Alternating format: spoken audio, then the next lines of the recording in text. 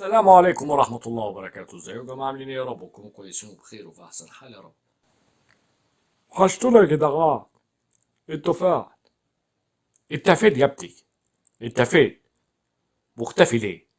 أنا رجعت لكم تاني عشان أقول لكم إني بحبكم.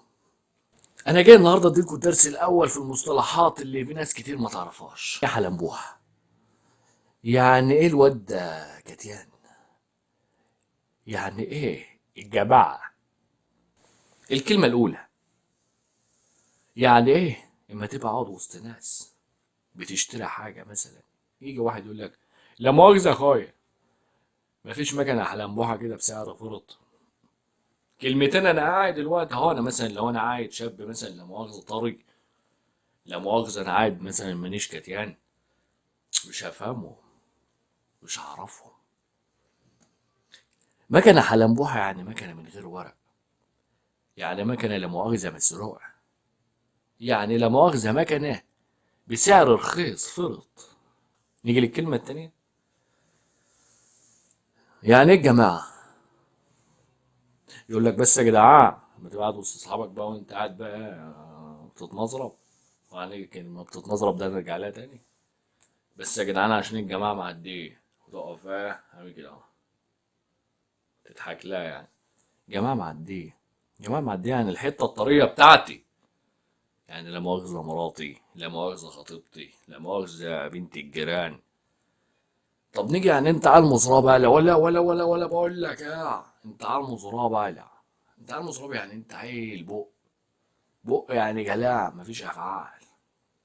نيجي بعد كده مثلا لما تيجي تقول لك لما انت مثلا ماشي على الطريق، سايق الطرومبيل بتاعك، طرومبيل لا مؤاخذة برضه يعني عربية، ما تجيش تقول لي ايه العربية بتاعتي، لا احنا ناس جدعان. طرومبيل، الطرومبيل دوت طرومبيل 10/10.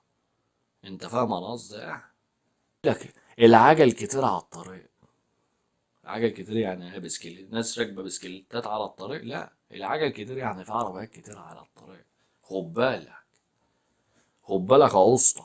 عايز تكتب ورقة وقلم عشان تذاكر، احنا داخلين على امتحانات وعايزين ربنا يكرمنا ان شاء الله. عايز ادخل عليكم بالتقيل، الجرامر جاي بعد كده. يقول لك الواد ده كليفت، خد بالك منه لما تبقى مثلا شغال في محل ويجي عليك واحد صاحبك يقول لك خد بالك اللي داخل عليك ده الواد ده كليفتي، خد بالك منه.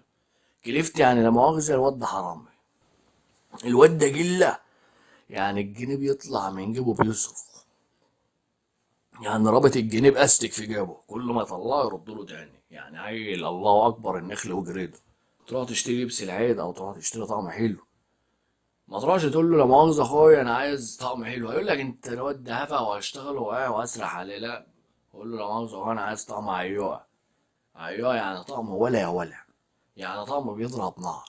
يا جماعة عشان تقولوا انتوا عايزين الفيديو الجديد عن ايه، يبقى انا كل مرة كده قبل الفيديو الجديد ان شاء الله هديكوا كام مصطلح، بحيث انت اما الفيديو ينزل ما تقعدش تايه معايا بقى، تقعد بقى تكتب لي في الكومنتات امال اكون انا الكلمة دي يعني امال يعني ايه مثلا لا مؤاخذة يعني احلم بوحة، يعني فيديو كده يبقى انت اصلا نازل ترجمته، ترجمته معاك. انت اللي على طول كده اللي انت لا الديكشنري بتاعه اسمه الديكشنري. احلى مسا عليكم يا جدعان، هستناكم في الكومنتات كله يقول لي عايز الفيديو الجديد عن احلى مسا عليكم يا جدعان.